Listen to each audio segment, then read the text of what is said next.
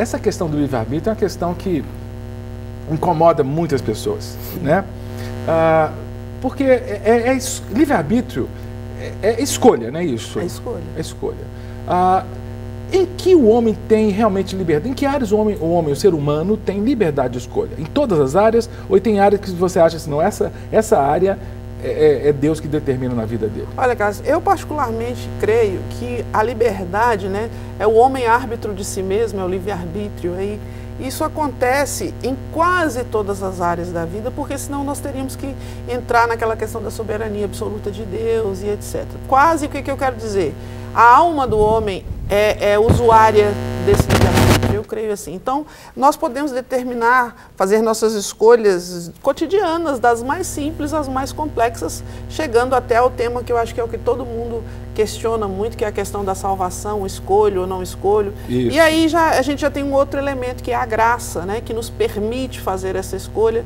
Então, eu hesito um pouco em dizer assim, o homem tem livre-arbítrio para tudo, mas para quase tudo. Para quase tudo. Para quase tudo, eu acredito.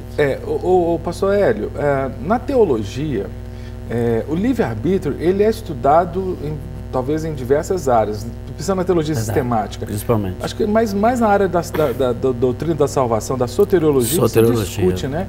Quais são as correntes, assim, são duas basicamente ou são mais? Basicamente são duas, né, Cássio? Uma que vai defender, né, uma que nasce basicamente com o protestantismo, né?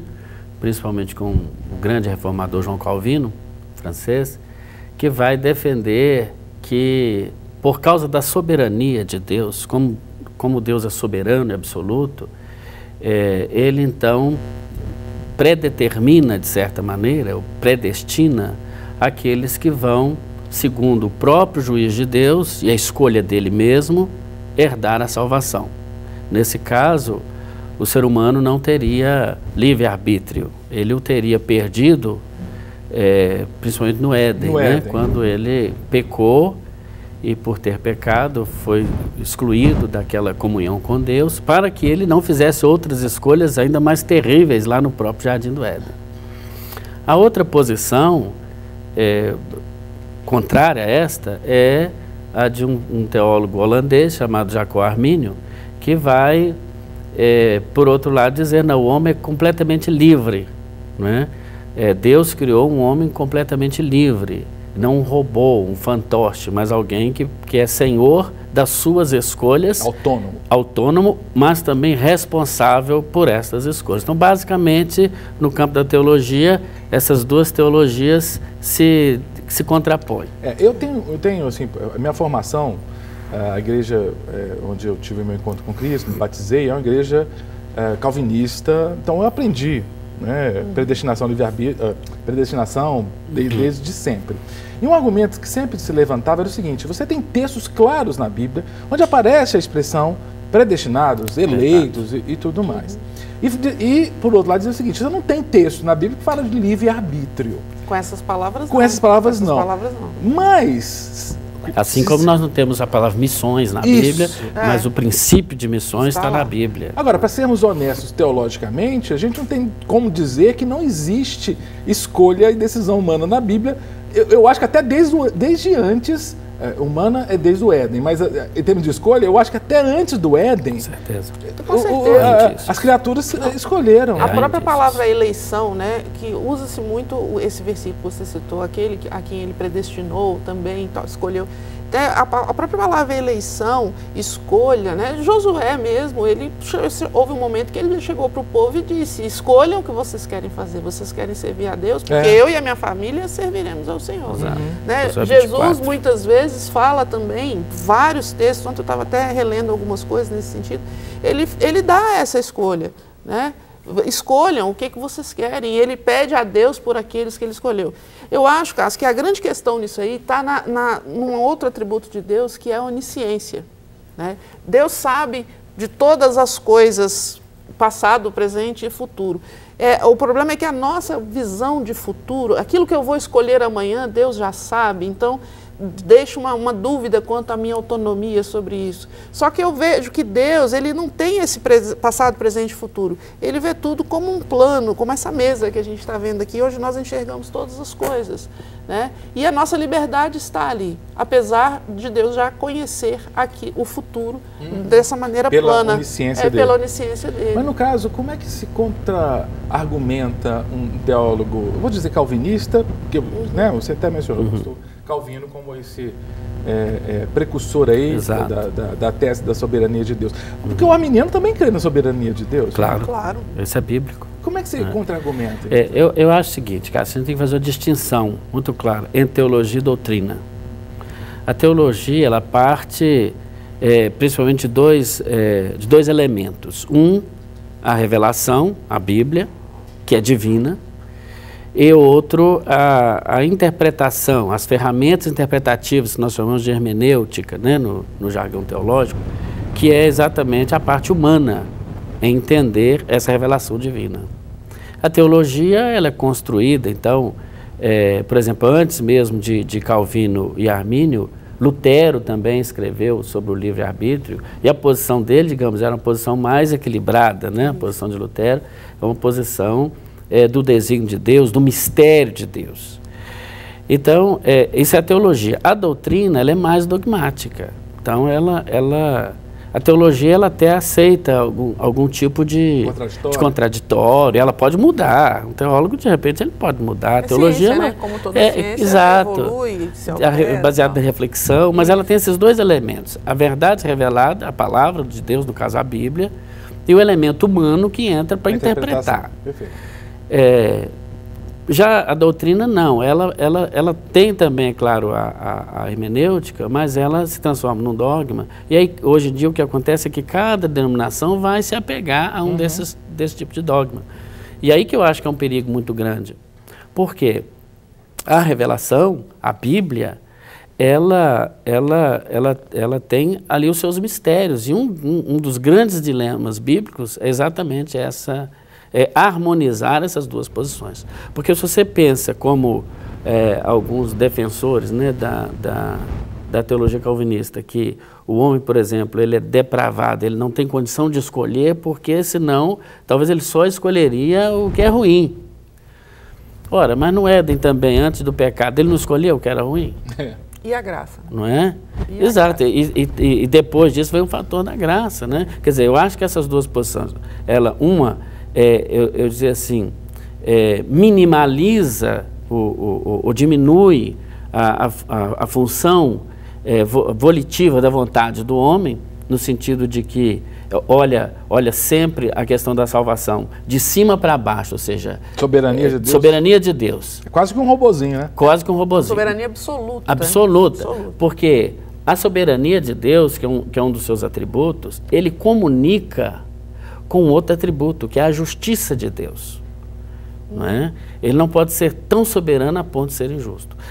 E a outra vertente, na minha opinião, ela maximiza também a escolha humana. Não é? E eu digo, brincando com meus alunos na faculdade, quando a gente fala sobre isso, né? Até mando um abraço para eles pediram para eu mandar um abraço, então está aqui o meu abraço, que eu prefiro ficar com a Bíblia. E na Bíblia essas duas entre Calvino e Armínio, você fica com a Bíblia. Eu fico com a Bíblia. Né? E você falou da sua confissão, a minha confissão é batista, né? Ligada à Convenção Batista Brasileira. Então, na declaração de fé da Convenção Batista Brasileira, está muito claro essa questão que tenta harmonizar essas duas possibilidades, porque ambas são bíblicas.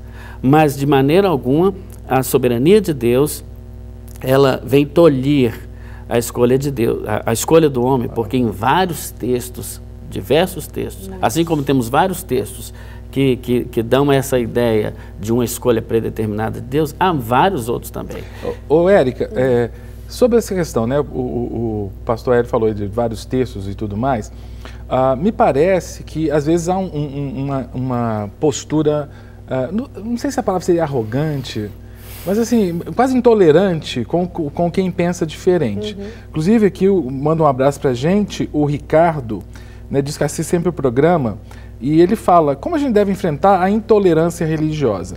Me parece que dado o tema, a intolerância seria no sentido da... Né? Calvinistas e arminianos em guerra o tempo todo. Pois é, eu compartilho da opinião do pastor, eu acho que não é necessário haver essa polarização tão absoluta, porque eu creio que o próprio livre-arbítrio é um ato soberano de Deus. Com certeza. Né? Então não fere... Só um Deus soberano pode dar ao homem condição de escolher. E sendo ele onisciente e justo. Né? Então, quando a gente estuda esses atributos de Deus, o livre-arbítrio ele começa a fazer mais sentido do que não tê-lo.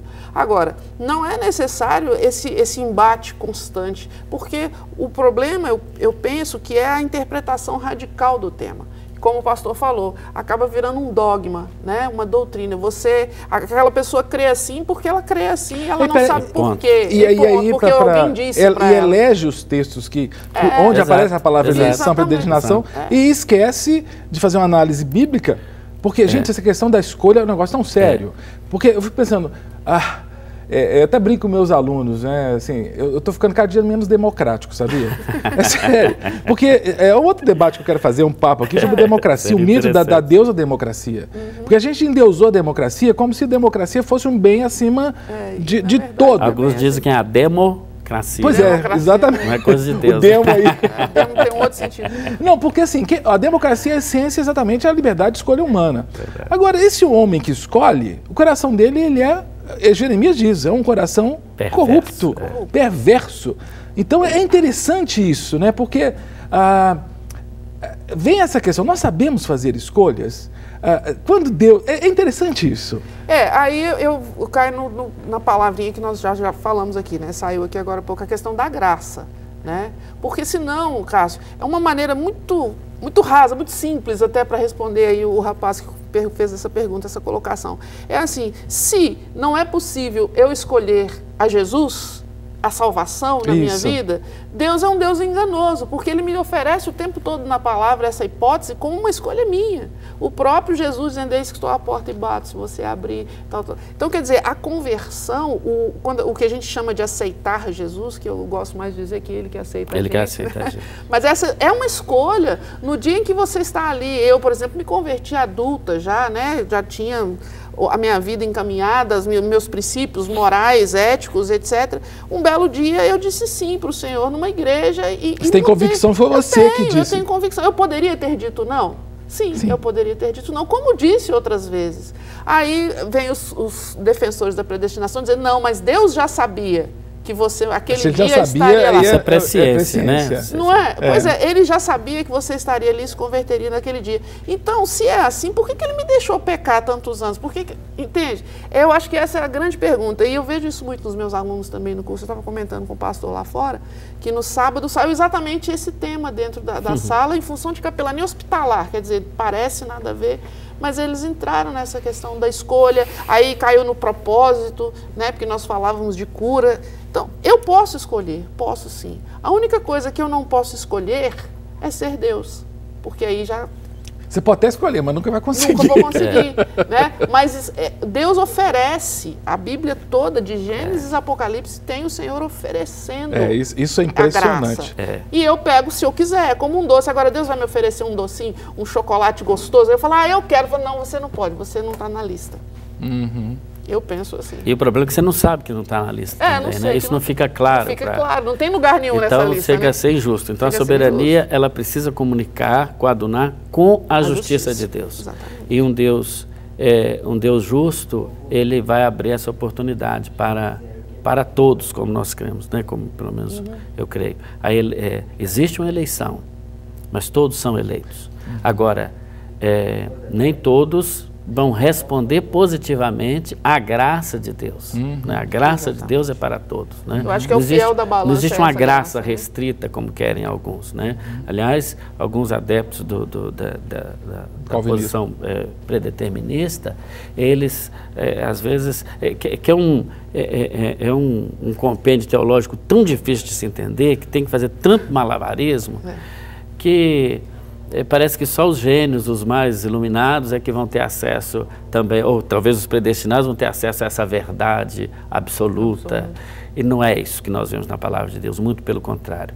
É um evangelho simples, claro. Por isso que existe uma máxima que eu gosto muito, que é a seguinte: onde a Bíblia fala, a gente fala. Onde a Bíblia cala, a gente cala. É simples. Agora, não é debate, mas deixa eu polemizar. Tem um texto clássico que sempre vem quando a gente fala de livre-arbítrio. Muitos serão chamados e poucos os escolhidos. Como é que é isso aí? Porque essa palavra escolhida, parece que tem uma eleição, não? Parece que vem de Deus pra gente, né? Que Deus vai chamar muitos isso. E vai escolher poucos. Não, eu acho que parte da nossa escolha, da nossa resposta a esse chamado. Teria que ver também nos originais e tal, saber que escolha, que palavra traduzida por escolha. Mas eu, no meu ponto de vista, talvez vai reforçar ainda mais essa ideia de que, por exemplo, Jesus e os discípulos, ele chamou 12, mas um deles, o próprio Judas, no caso, não escolheu Jesus e teve muitas oportunidades para isso, né? E dá uma polêmica nisso, né? Porque aí fala, então Judas foi eleito para atrair, foi predestinado. Para maldição, né?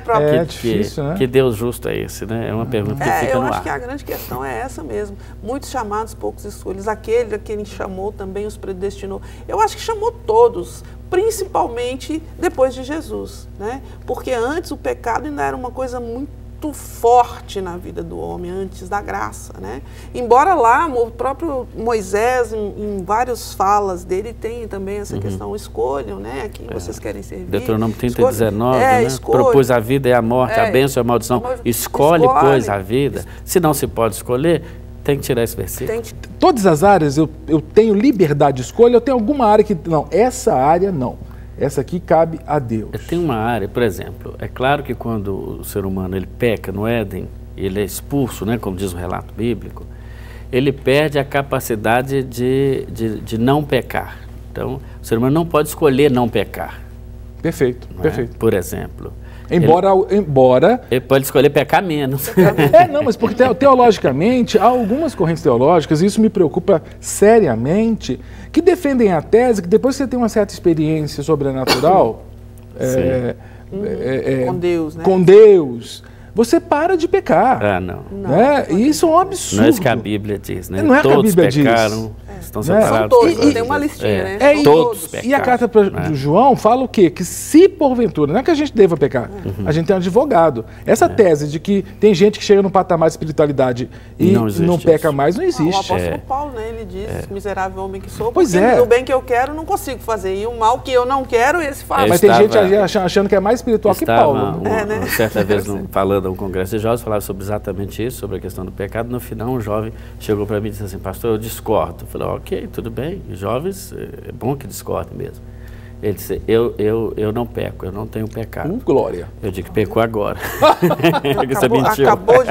É aquela pessoa que fala: eu não minto nunca.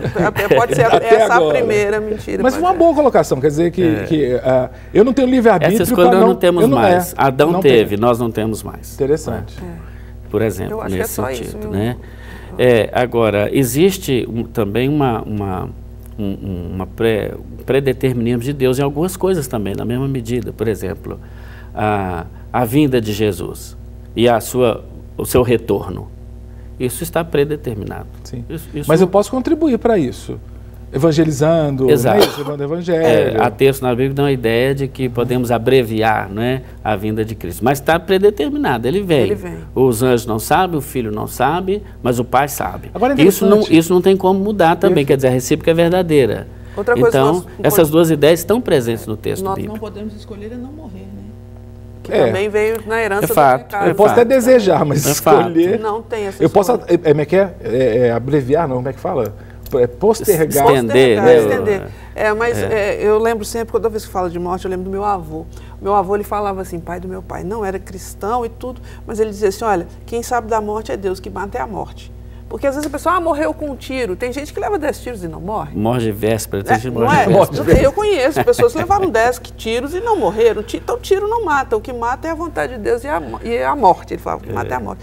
Então é uma coisa, você falou, a gente pode postergar. Depende. Eu acho que quando Deus chama a nossa senha lá no céu. Ele sabe disso, Pode né? ser de susto. Eu acho que para ele isso está predeterminado, Perfeito. os nossos dias. Escolher não morrer. Não que ele predeterminou, mas que ele sabe. Que ele sabe. Chegou a nossa hora. E no sentido de estender, o que eu disse é a ciência, os medicamentos, a gente né? vai tentando. Você pode melhorar a qualidade de vida. A qualidade de vida, o tempo de vida hoje é muito mais estendido do que do século passado. E que é interessante que nem isso também eu tenho escolha plena. Você que trabalha com capelania, né, Érica? Quantas pessoas que têm um estilo de vida super saudável que caem enfermas de uma hora para outra. De uma hora para outra e às vezes morrem rápido. A gente tem vários relatos, vários testemunhos assim. Estava tão bem, a pessoa nunca teve uma dor de cabeça, geralmente ela morre de um aneurisma. Não, eu vi um comentário, o pessoal é maldoso demais, na época da Olimpíada. Vocês viram na Olimpíada? Porque vários ex-atletas estiveram lá, né? E, por exemplo, o próprio Nussmann, que é o presidente, ele era atleta também, e parece que o Nussmann está com Parkinson. Parece, né? ele tremia bastante. O Guga mancando. Então, todos os ex-atletas mancando e o Zeca Pagodinho. Aí o pessoal comentando, eu vou fazer igual o Zeca Pagodinho. Fazer exercício não é bom, né? Mas não façam, por favor. Isso é uma brincadeira de mau gosto. Não deixa a vida te levar. Faça as escolhas certas. E depois é o seguinte, olha como é que... Olha que o Zeca Pagodinho, olha como é que tá o fígado dele, porque, gente... E falou da música aí do Zeca Pagodinho, deixa a vida te levar, né? Não, a gente não deixa a vida levar, nós temos escolha o tempo todo, né? Que é o nosso tempo todo nós podemos escolher. Eu posso escolher ser atleta ou estourar o meu fígado, ter uma vida dissoluta. É uma escolha nossa. A gente tem sim. Eu responderia para o Renan, sim, Renan. Nós temos escolha em todas as áreas da nossa vida, exceto nessas que são pré-condições, aí, coisas já pré-determinadas por Deus, na nossa própria essência, na nossa própria criação, né? no propósito de Deus para o homem desde a criação. Eu acho que tem pequenos detalhes que são importantíssimos que não, mas na nossa vida cotidiana, na nossa moral, né? No nosso diário mesmo, acho que nós escolhemos tudo, sim. A vida é uma escolha o tempo todo. Quando você sai difícil, né? Você sai de casa, eu falo isso para os meus alunos. Seria melhor se não fosse. Quantas escolhas você já fez hoje? Aí às vezes a pessoa fala assim, e começa a pensar em escolhas importantes. Eu falo assim, por que você está com essa roupa? Você acordou hoje de manhã, por que o senhor vestiu essa camisa, pastor? O senhor abriu lá o seu armário e escolheu. Escolheu o sapato. Você tem lembrado de uma história, essa questão, né? Minha filha era bem pequena, minha filha mais velha, que fez agora 18 anos, a Hélida, e no dia não sei se foi dia das crianças, o aniversário, eu resolvi levá-la à loja de brinquedos para comprar um brinquedo. Mas foi a pior escolha da minha vida, porque à medida que ela andava pela loja, ela foi ficando assim tristezinha, ela foi ficando murchinha, e por fim... Ela foi ficando abatida. Abatida, eu me abaixei e olhei nos olhos dela e falei, mas o que foi, minha filha? Você está na loja de brinquedo, por que você está triste? Você não gostou de nada? Ela olhou para mim e disse, pai, o problema é que eu gostei de tudo. Como é que vai escolher desse jeito, né? Mas essa é uma capacidade que nós precisamos aprender a exercer e é claro que há um pressuposto, né, do calvinismo que diz o seguinte, que o homem morto nos seus pecados, ele não tem condição de escolha. Em certa medida, lógico, está na Escritura, é verdade, mas em que sentido? De que, não que ele não pode escolher nada, mas que no quesito específico da salvação, há sim digamos, uma iluminação do Espírito Santo para que aquela pessoa possa fazer a escolha. E a partir daí, esse próprio Espírito Santo, segundo a Bíblia, que vem habitar no ser humano com a conversão, ele vai ajudá-lo, não é, a tomar as outras, a fazer as... Até o processo de santificação, que depois dessa experiência, envolve escolhas diariamente. E o Espírito Santo vai nos ajudar. Mas antes da salvação, é o Espírito também que convence do pecado, que é o pecado da incredulidade, da justiça e do juízo. Então, é claro, a salvação é uma parte divina e humana. Não é só divina, como pensava Calvino, nem só humana, como tentou Arminio. Há um equilíbrio nessa posição. Equilíbrio teremos que ter também aqui, porque eu estou num momento assim, de livre-arbítrio e predestinação. E temos a minha diretora que manda eu fazer um negócio. Eu tenho um livre-arbítrio, diretora, para fazer o que eu quero? Responda. Claro, você percebe? Claro. Soberania da diretora. Soberania da diretora, Vanessa. Então, mas eu vou seguir a voz da diretora e vou chamar mais uma pergunta que vem das ruas. Vamos lá, mais uma pergunta que vem das ruas. Eu sou Nayara, de Belo Horizonte. Gostaria de saber se os anjos têm livre-arbítrio. Meu Deus, o povo tá pegando pesado. Tá pegando a gente, foi lá para anjo Vou deixar agora. você responder essa, viu? Vai, Hélio, pergunta para os universitários. Essa é difícil, né? Eu sei de um que teve. Teve. Tal de Lúcifer. Pois é, mas... Ele não escolheu? Ele não teve livre-arbítrio?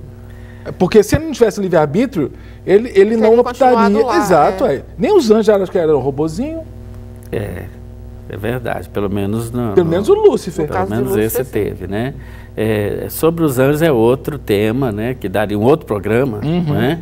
Para a gente discutir, porque são daqueles assuntos que a Bíblia, de fato, a esse respeito, ela não é tão clara assim, né?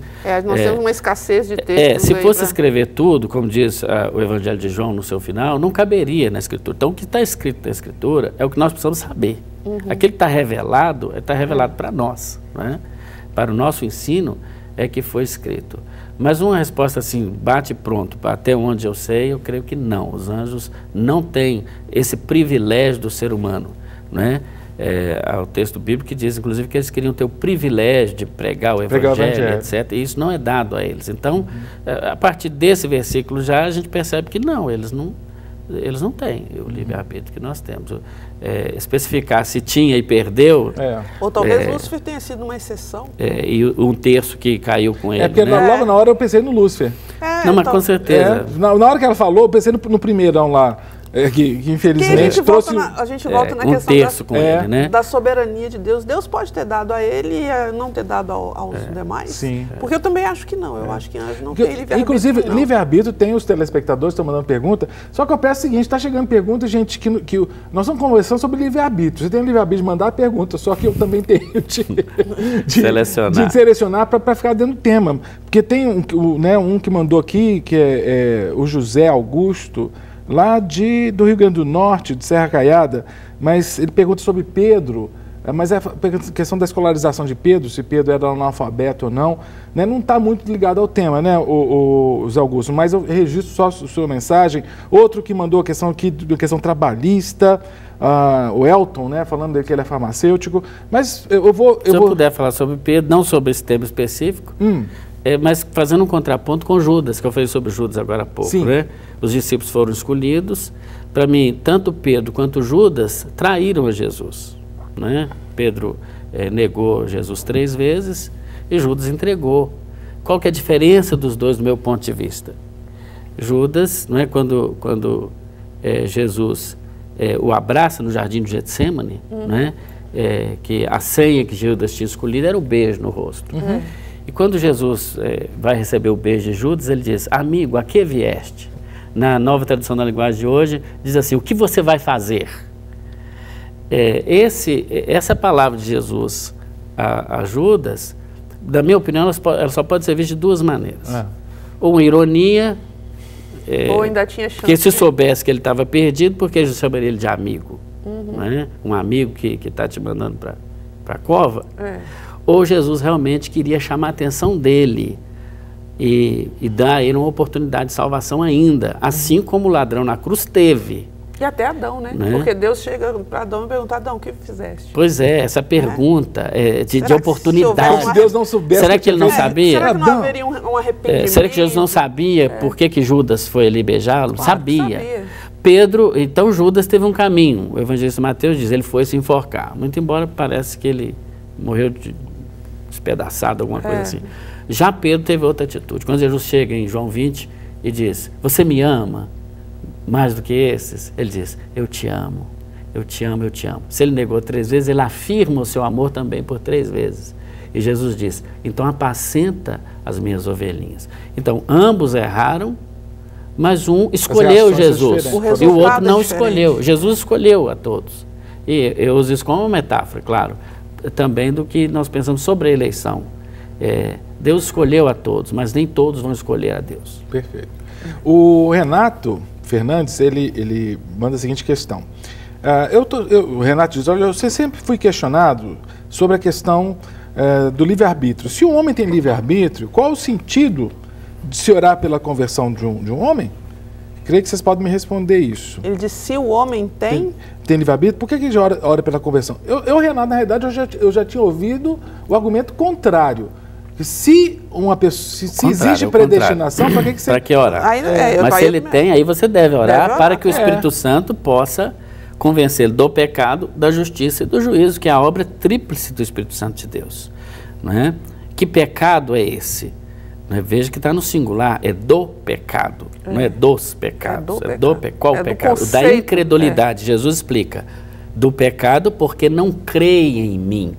Ora, se Jesus diz que é convencer para que creiam, então esse sujeito, ele pode crer ou não crer. Claro. Não é? E a gente pega também Evangelho de João, capítulo 1, né, versículos 11 e 12, falando de Jesus em relação aos judeus. Veio para o que era seu, mas os seus, ou seja, os judeus, não o receberam. E o versículo 12 completa. Mas a todos quanto o receberam, deu-lhes o poder de serem feitos filhos de Deus. Todos quanto receberam. Vamos a mais uma pergunta que vem das ruas, vamos lá? Caio César, Belo Horizonte. Se a Bíblia fala que todos pecaram, que o salário do pecado é a morte, como que o ser humano, mesmo morto e caído, ele pode escolher a Deus? É a pergunta, né? Sai dessa. Você comentou um pouquinho, né? Nós falamos sobre... Se o homem é pecador, como ele pode escolher a Deus? Se ele está morto nos delitos e pecados, morto não responde. O pastor acabou de citar o versículo aqui, né? Jesus veio e disse, me escolham, eu estou aqui para fazer o trabalho que vocês não são capazes de fazer, porque eu acho que no fundo é isso. Exatamente, porque ele está morto e que ele precisa de Deus se manifestar na vida dele. Sozinhos nós não damos conta, porque o pecado não permite. E Jesus veio dizer, olha, é possível, creiam em mim. E a partir da graça e da salvação é que a gente consegue. Quer dizer, a partir da graça é que a gente consegue escolher a salvação. Aliás, tem alguns conceitos que são muito mais filosóficos, na minha opinião, às vezes, do que teológicos. Quer dizer, se isso, então aquilo. É como se fosse meio aristotélico isso, né? Não é essa questão assim tão cartesiana. Não. Isso alguém colocou. Porque ele está morto de delito e pecado, a Bíblia diz isso, então ele não pode escolher nada? Não é isso que a Escritura não pode escolher diz. Deus? Não pode escolher, não é isso. Ele realmente está morto. Agora, e a fé é um dom de Deus, diz lá Efésios também. Sim. Então, esse Deus que quer buscar esse homem perdido, essa mulher perdida, ele se manifesta a ela através do Espírito Santo para convencê-lo de si mesmo. Ele não poderia de maneira nenhuma chegar a Deus, é lógico, mas isso não é predeterminação, não é predestinação. E como a gente falava no intervalo aqui, eu penso também na questão da pregação do Evangelho, né? Nós temos o dever, né? Foi a ordem de Jesus que nós pregássemos o Evangelho a toda a criatura, a todas as pessoas. Então, essa pregação, exatamente porque o homem caído ele não consegue levantar sozinho, é que vem também a necessidade da pregação da palavra, né? Que foi a ordem soberana de Jesus, fala que nos 45 do segundo tempo, Jesus falou, olha, além de tudo isso que eu já fiz e falei, pregue o Evangelho a todas as pessoas. É para isso que nós existimos, para pregar o Evangelho. Que Paulo fala lá em Romanos, como crerão se não há quem pregue. Se não há quem pregue. Então, sozinho realmente eu não dou conta. O pecado que habita na minha vida, o pecado original, ele não me permite nem enxergar a Deus. Mas através de Jesus, através da palavra, é possível. Vamos mais uma pergunta que vem das ruas, vamos lá, sobre livre-arbítrio. Me chamo Rafaela, moro em Belo Horizonte e queria saber se eu tenho livre-arbítrio, Deus pode me forçar a fazer alguma coisa? E aí? Eu tenho livre-arbítrio, liberdade de escolha, mas mesmo assim Deus pode me forçar? De novo esse conceito cartesiano, se isso é aquilo. Há casos na Bíblia sui generis, né? Exceções. A própria carta aos Romanos apresenta Esaú e Jacó, né? Lá como um exemplo de uma escolha de Deus. A própria conversão do apóstolo Paulo é um caso excepcional, né? Claro que ele fez a escolha, mas ele ia por um caminho e parece que Deus deu uma intervenção. Interceptou o caminho dele. Interceptou, talvez essa seja a palavra. Então, aí a soberania de Deus que não exclui. O problema é a gente pensar assim, uma coisa exclui a outra. Esse pensamento racionalista, muito mais filosófico, não exclui uma coisa, não exclui a outra. Um Deus soberano pode sim, ele pode sim. Criar exceções. Criar exceções, como se ele é soberano, ele é Deus. Se ele é soberano, então ele é soberano. Então, a gente precisa pensar três coisas. Primeiro, o homem é livre para fazer suas escolhas. Boas ou ruins? Boas ou ruins. Ele Principalmente livre. as boas, eu acho.